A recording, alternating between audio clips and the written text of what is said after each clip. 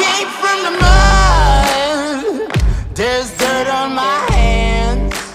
Hello, I'm Nadia Bilchik. This is Georgia Hollywood Review TV.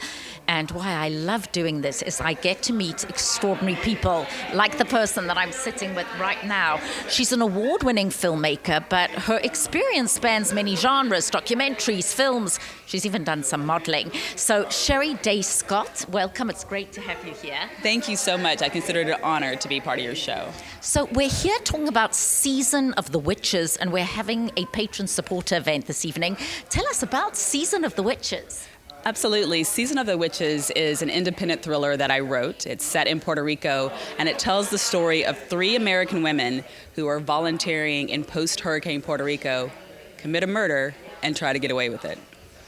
Wow, that's an extraordinary plot.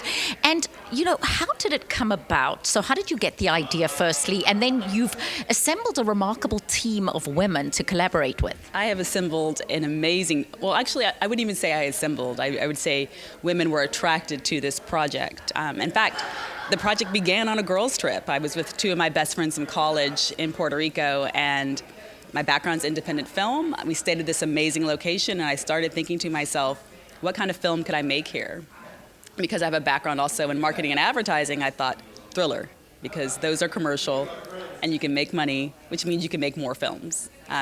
Joining me on that journey is a fantastic director who I am incredibly honored to have part of our team, Deborah Draper. She's an NAACP Image Award nominee.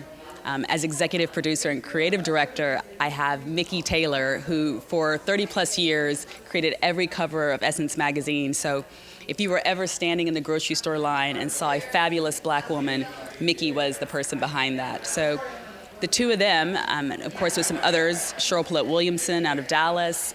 Our editor is a woman named Jin Lee, who edited Ma, the recent Tate Taylor Blumhouse film. It just really has been this gathering of phenomenal women who decided to link arms with me to make this film happen. Who do you see? I mean, who is your dream cast? Well, we're incredibly lucky that Jasmine Guy has signed a letter of intent with us to play one of our key secondary roles. And then Mikki, of course, is also going to be in the film. But, you know, I've been telling folks, I mean, there's like Ashley Blaine Featherstone, who is on Dear White People on Netflix. I would love her, or someone like that.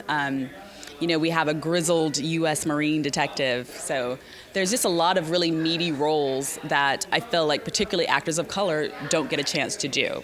So we have 3 women who are Americans on a big adventure, which, again, you rarely see for women of color. We have a detective who is a proud Latina and a proud U.S. vet. It's, again, something you don't get to see often. And again, there's some meaty parts. There's a great breakdowns. There's elements of Santeria. So my hope is that people walk away from this film thinking, 1, the production quality was fantastic. 2, the talent was supreme. And 3, I want to see what these filmmakers do next.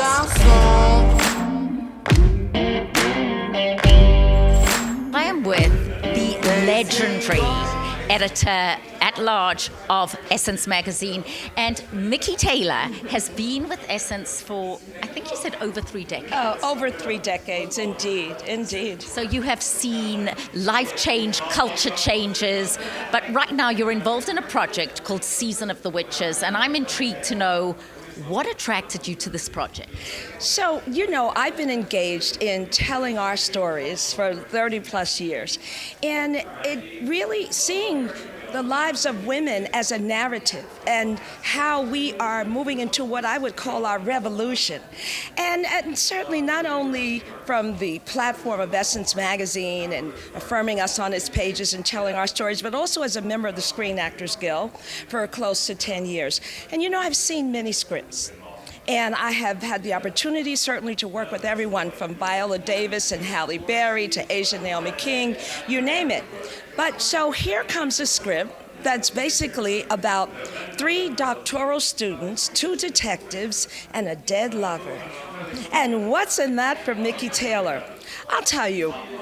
Beyond this story of intrigue and certainly thrillers, there is an adage that runs underneath it that says some of the worst things have happened from the best intentions.